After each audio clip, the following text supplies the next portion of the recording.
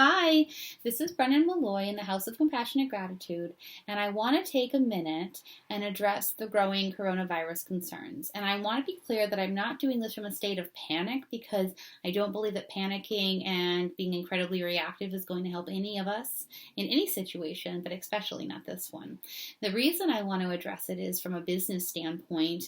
We work with individuals and in communities that have a greater propensity to be impacted by this virus. And what do I mean by that? So we work with people who often have chronic conditions, or in our LifeBridge Aid end-of-life coaching program, those people are terminally or near terminally ill. So that would put them at greater risk of contracting the virus. So this is why we have decided to address it. We want to make sure that all of our clients, transitional coaching, end-of-life coaching, general people at workshops, have a clear understanding of how they can still do that in a way that feels healthy and safe for them. So that is the first point I want to talk about, is healthy and safe for you.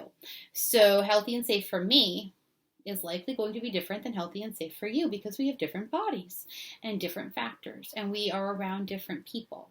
So although I don't personally expect to contract this in some traumatic way that ends up with me hospitalized or possibly ending my life, because I have healthy lungs, I have a good immune system, and I'm on the younger side of things, believe it or not. Contrary to what my daughter has to say about that, I am on the younger side of these things. Anyways, so I'm personally making sure my family gets plenty of sleep. We're eating our vegetables, having lots of water, exercise, fresh air.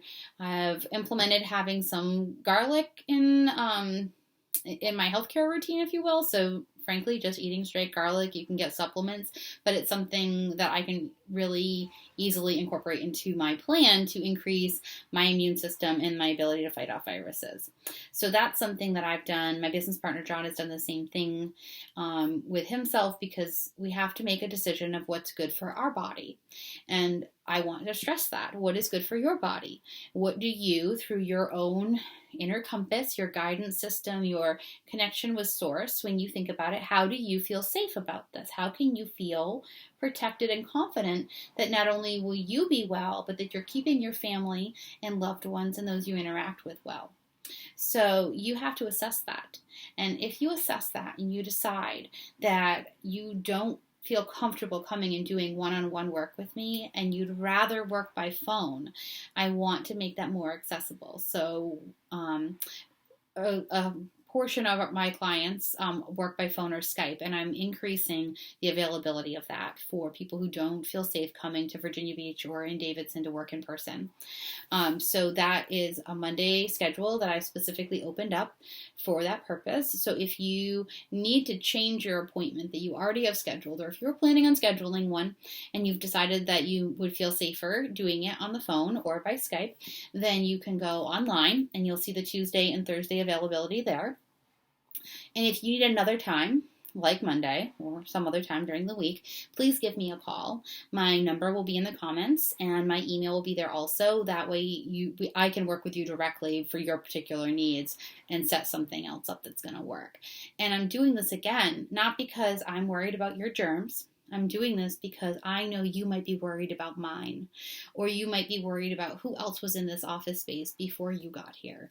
And those are real concerns. No offense, right? Nobody should be offended by this. Those are the concerns, that somebody else touched this pencil before you came to the office and they might have deposited the virus on it.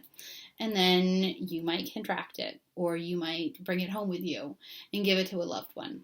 So that being the concern, I understand why some people are not wanting to go out and do these things as much. And that's why we've opened up the phone and Skype availability.